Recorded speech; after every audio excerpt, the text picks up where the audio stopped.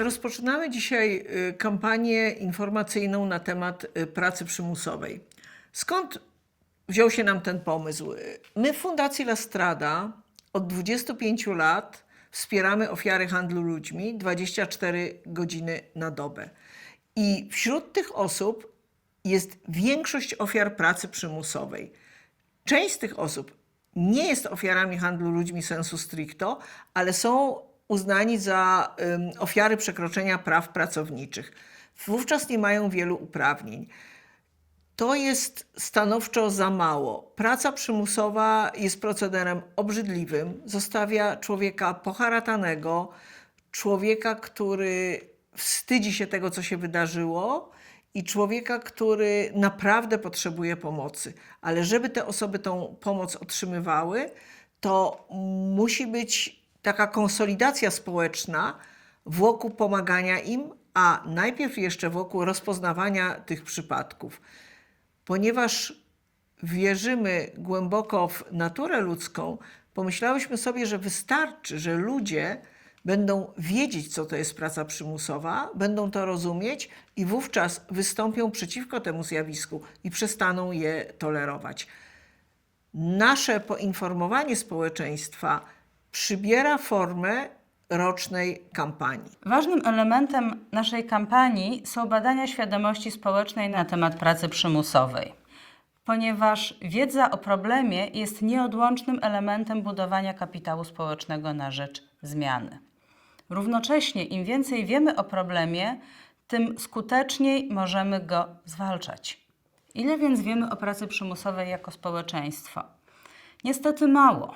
W badaniach przeprowadzonych na zlecenie Fundacji La Strada w styczniu 2021 roku zaledwie 12% respondentów dostrzega pracę przymusową jako ważny problem społeczny. Równocześnie aż 75% badanych deklaruje, że zetknęło się z tym problemem bezpośrednio. Ponadto aż 52% respondentów twierdzi, że słyszało o pracy przymusowej w mediach.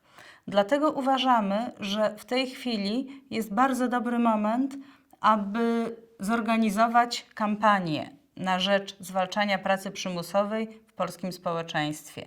Tym bardziej, że aż 81% respondentów chciałoby o pracy przymusowej słyszeć więcej i częściej.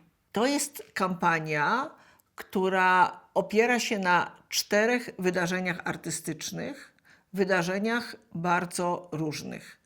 Pierwsze wydarzenie, które będzie miało miejsce w marcu, to jest tak zwany teatr rysowania. To polega na tym, że ta działalność artystyczna, rysowanie, odbywa się publicznie i odbywa się w czasie rzeczywistym. W naszym przypadku kilku grafików stworzy plakaty na temat pracy przymusowej, a publiczność będzie na pewno przy tym obecna online, będzie to też mogła komentować, a być może nawet uda się tak, że będzie to publiczność na żywo. Kolejnym wydarzeniem, które mamy nadzieję zrobić w maju, będzie przedstawienie teatralne. Forma przedstawienia nazywa się czytanie performatywne. Treścią tego przedstawienia które odbędzie się w tradycyjnym teatrze, będą relacje ofiar pracy przymusowej, przez nich samych opowiedziane, odczytane przez aktorów. Tutaj nawiązujemy do takiej formy, takiego cyklu Trafikoteka, prowadzonego przez naszą fundację, takiego cyklu filmowego, czyli upubliczniania prawdziwych relacji ofiar handlu ludźmi i ofiar pracy przymusowej. Trzecim wydarzeniem, które na pewno będzie miało miejsce 30 lipca, jest coś w rodzaju happeningu. Dlatego 30 lipca, bo to jest taka szczególna data, to jest Dzień Narodów Zjednoczonych przeciwko handlowi ludźmi. I gdzieś w przestrzeni publicznej, gdzieś w mieście, najprawdopodobniej w Warszawie, będzie miał miejsce happening i ci, którzy tam będą, w jakimś sensie wezmą w nim udział. Również będą obecne kamery i będzie transmisja online. A ci, którzy nie zdążą 30 lipca, tak jak pozostałe wydarzenia, będą mogli zobaczyć tę relację z tego happeningu na naszej stronie i na naszym kanale na YouTube. Czwarte wydarzenie, 18 października, Dzień Unii Europejskiej przeciwko handlowi ludźmi, to jest jeszcze wielka niewiadoma. Myśleliśmy o bitwie raperskiej, myśleliśmy o turnieju TikToka, ale być może pojawi się coś zupełnie nowego i być może będzie to takie super nowoczesne wydarzenie, spotkanie. Zobaczymy. Podsumujemy naszą kampanię prawdopodobnie już w grudniu tego roku, żeby Państwo się dowiedzieli, co się w niej wydarzyło, i mamy nadzieję, że powtórzymy badania opinii publicznej i wtedy więcej osób będzie wiedziało, co to jest praca przymusowa. Dzięki formie, w jakiej się zetkną z tymi informacjami, dzięki tej artystycznej formie, nie tylko będą to rozumieć, ale będą też to czuć. Będą być może, mam nadzieję, współodczuwać z ofiarami pracy przymusowej i nie pozwolą, żeby te osoby cierpiały. A nie pozwolą poprzez to, że będą reagować na każdy taki przypadek, ale też będą wywierać presję na decydentów, żeby prawo się w Polsce zmieniało, a żeby instytucje ścigające pracę przymusową działały sprawniej. Global Slavery Index 2018, opracowany przez zespół naukowców z Wielkiej Brytanii oraz organizację pozarządową Walk Free Foundation, szacuje liczbę ofiar pracy przymusowej w Polsce nawet na poziomie 128 000. Na świecie średni roczny zysk w przeliczeniu na ofiarę jest najwyższy w krajach rozwiniętych i Unii Europejskiej i wynosi $34 800. Ofiary pracy przymusowej to są ludzie, którzy, najprościej rzecz nazywając, chcieliby swoje życie zmienić na lepsze.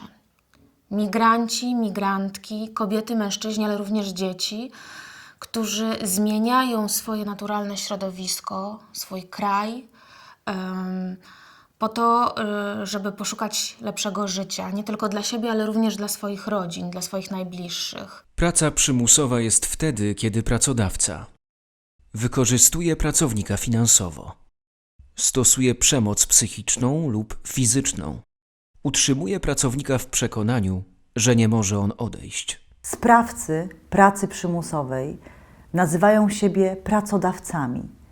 Jednak praca, którą mają do zaoferowania, nie ma nic wspólnego z godziwym zatrudnieniem.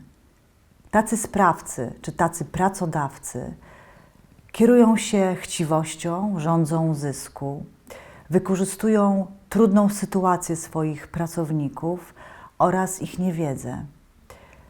Chcą ich całkowicie sobie podporządkować. Chcą, żeby przestali panować nad własnym życiem. I niestety bardzo często żerują na ludzkiej determinacji i marzeniach. Co sprawia, że ludzie stają się podatni na wykorzystywanie w pracy przymusowej? Kryzys finansowy lub osobisty. Brak wsparcia w rodzinie i przyjaciołach. Niewielka wiedza o świecie. Niski poziom wykształcenia. Uzależnienia. Co zmieni kampania Galeria Anty-Modern Slavery? Robimy ją po to, aby Polacy dostrzegli pracę przymusową i zrozumieli, jak bardzo jest krzywdząca. Mamy nadzieję, że jeżeli to zrozumieją, zaczną zauważać pracę przymusową wokół siebie. Zaczną na nią reagować, pomagać ofiarom, nie zgadzać się na to i wymagać od rządzących konkretnych działań. Mamy nadzieję, że jeżeli to zrozumieją, zobaczą to wszystko wokół siebie, zobaczą, że ta praca przymusowa dzieje się tu i teraz, w tym momencie, w danym czasie, nie będą chcieli czerpać korzyści z pracy przymusowej, przynajmniej częściowo. Jeżeli ta kampania przekona 10% Polaków, to będzie ogromny sukces, a przynajmniej wielki krok ku lepszemu. Zaangażowałam się w kampanię Galeria Anty-Modern Slavery, ponieważ uważam, że praca przymusowa jest łamaniem praw człowieka. Uważam, że praca przymusowa nie powinna mieć miejsca w dzisiejszej rzeczywistości i sprawcy pracy przymusowej powinni być surowo karani. Uważam, że wszystkie działania Fundacji La Strada są ważne, potrzebne i wspierają tych najbardziej potrzebujących.